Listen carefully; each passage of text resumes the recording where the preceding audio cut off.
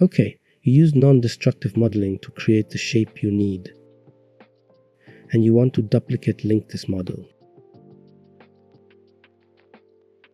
But when you try to modify the source object, the duplicate won't change, because only the object data is linked but not the modifiers.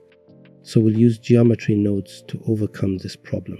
First, we'll create a new object to apply geometry nodes to it. Using extra mesh objects extension, add mesh, single vert, and choose object origin only.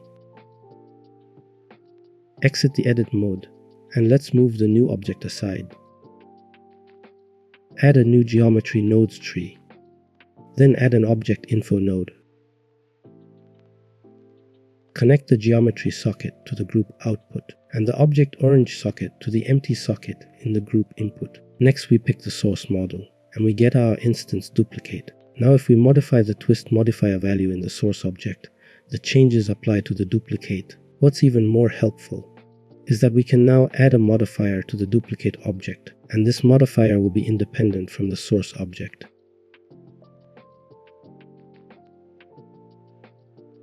And we still can go to the source and modify its parameters. This relation is called reference copy in 3D Smacks. And to easily reuse the modifier, let's clear the object, rename our object to instance. Also rename the GeoNode tree. Then in the view layer, right-click the object and choose mark as asset. I won't click it because I already have it in my assets, but you should follow the regular steps to add it to the user library. So after adding it, you can navigate to the asset browser. A browse user library, then drag and drop it in the 3D viewport.